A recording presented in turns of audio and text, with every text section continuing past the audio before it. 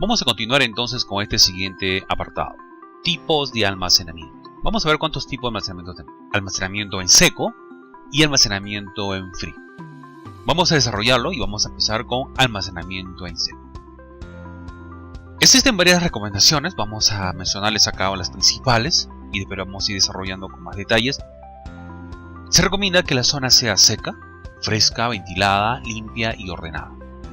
De igual manera que las ventanas estén protegidas para evitar pues la presencia de insectos o de repente polvo que pueda haber en el medio exterior. Las repisas que contienen de igual manera a los productos deben no ser muy profundas para que permita fácil hacerse la circulación de los alimentos, como también la posibilidad que se haga un inventario o una limpieza. La temperatura que se recomienda es de 10 a 21 grados centígrados y la humedad ambiente debe estar entre 50 y 60%. Valores mayores a estas o menores vamos a tener inconvenientes. Por ejemplo, si hablamos de una 10 y 21 grados centígrados y tenemos temperaturas mayores, lo más probable es de que la temperatura que actúe como una especie de catalizador termine acelerando el envejecimiento de los productos, porque está demostrado que a mayor temperatura la velocidad de las reacciones son mayores. Si lo vemos como velocidad de reacción, me refiero exactamente a las reacciones químicas. En alimentos se dan reacciones químicas, enzimáticas y microbiológicas. Nosotros vamos a mencionar acá desde el punto de vista químico, ya que los elementos que componen cada alimento se ve susceptible al incremento de la temperatura. Son entes vivos en realidad, y por eso que a la temperatura mayor puede generar pues un deterioro prematuro de los productos. De igual manera la humedad. Como son productos secos, la humedad que se recomienda, en este caso la media que yo suelo recomendar es de 55%. Tenemos un rango de 5 a 60%. ¿Pero por qué? Porque tiene una explicación también. Y eso lo vamos a ver en la parte microbiológica con más detalles, ya que a mayor humedad relativa significa que hay mayor presencia de vapor de agua en el medio. La humedad es esa relación de agua que hay en el medio. Entonces, si es un producto seco, por lógica indica que si yo tengo mayor humedad, significa que por balanza o por balance de masas o por equilibrio de masas, la humedad va a ir a adherirse a los productos que son secos. Y los productos secos van a querer equilibrarse al medio ambiente. Por eso es la razón que se recomienda esos rangos. En el almacenamiento seco se almacenan enlatados, granos, productos higroscópicos, por lo cual esta área necesita que las materias primas se conserven en condiciones y temperatura humedad tal como lo hemos mencionado. Algunas claves para este tipo de almacenamiento incluyen, por ejemplo, mantener envases originales. Estos envases originales deben ayudar a proteger los alimentos de eventuales acciones de roedores, insectos o de contaminantes como bacterias. Si el alimento debe ser retirado de su empaque original, se recomienda colocarlo en recipientes bien cubiertos, protegidos y de fácil limpieza. Tenemos que guardar distancias. Y cuando me refiero a eso, me refiero exactamente que tiene que haber una distancia entre el producto, la pared, el techo, la parihuela al piso. Vamos a profundizar eso con más detalle y vamos a ver en el próximo capítulo las dimensiones exactas. Pueden variar por países, pero digamos que hay una media en general. También se recomienda tener un termómetro y un medidor de humedad obligatoriamente para poder ayudar a controlar y registrar las condiciones de temperatura y humedad del lugar. Entonces, estos son, en resumen cuentas, lo que se refiere al almacén en seco. Vamos a ver lo que es alimentos en frío.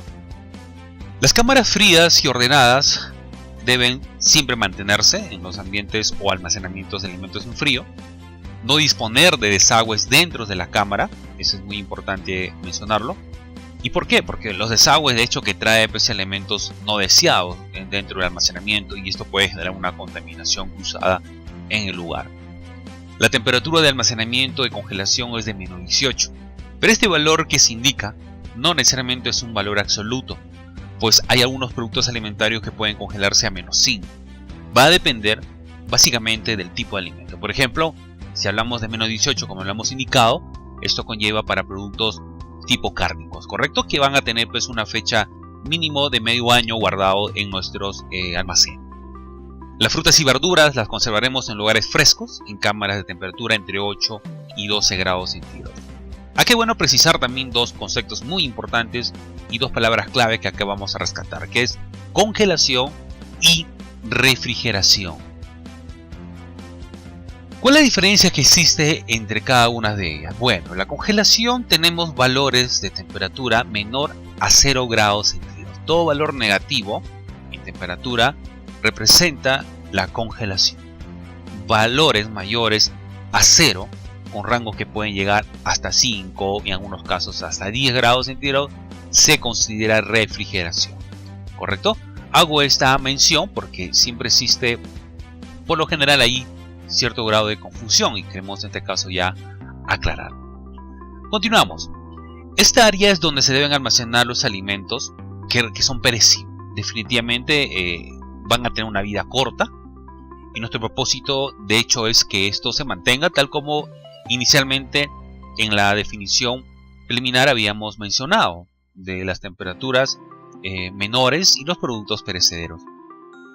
Dentro del grupo de alimentos perecederos tenemos verduras sin procesar, frutas de mano, hablamos por ejemplo en los plátanos, raíces, tubérculos, plátanos, papa, yuca, productos de panadería, pan, bizcochos, galletas, entre otros.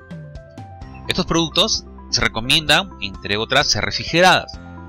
Por ejemplo, en los almacenamientos refrigerados, todos los alimentos perecederos, ya lo hemos inventariado, especialmente los alimentos de alto riesgo, como productos lácteos, carnes cocidas, pescados y carne de ave, deben almacenarse en refrigeración para evitar ser contaminados por bacterias perjudiciales.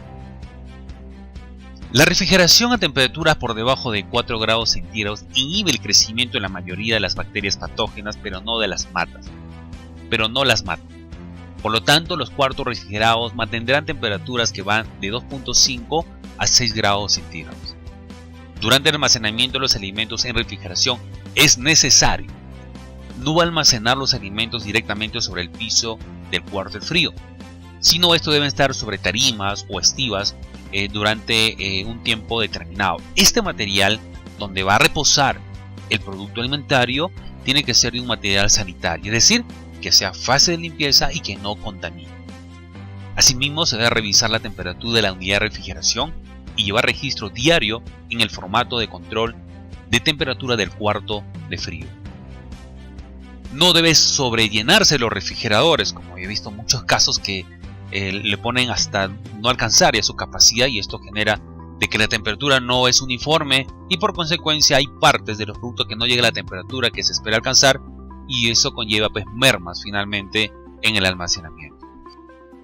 Los alimentos deben ser guardados, en este caso considerando el siguiente criterio. Si tienes alimentos ácidos, estos deben guardarse en vasijas de peltre, vidrio o porcelana.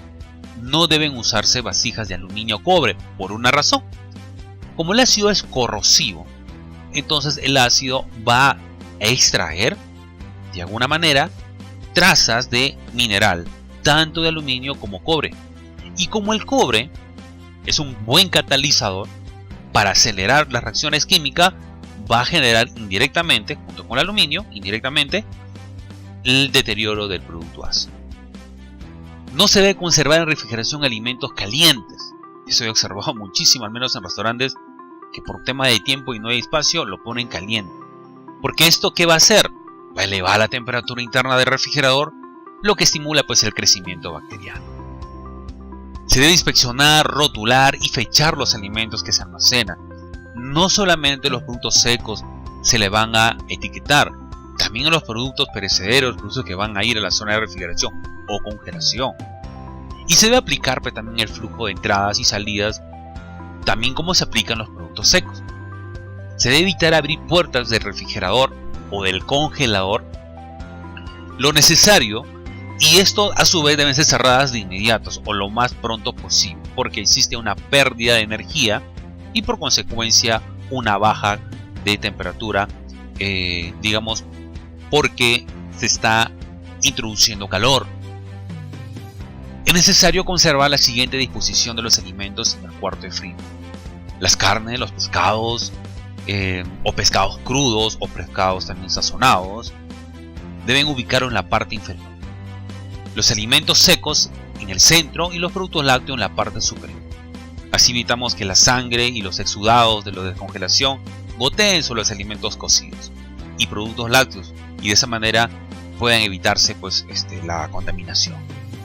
El lugar de almacenamiento en refrigeración, en el cuarto frío, debe tener un registro para que los responsables hagan la verificación y el monitoreo constante.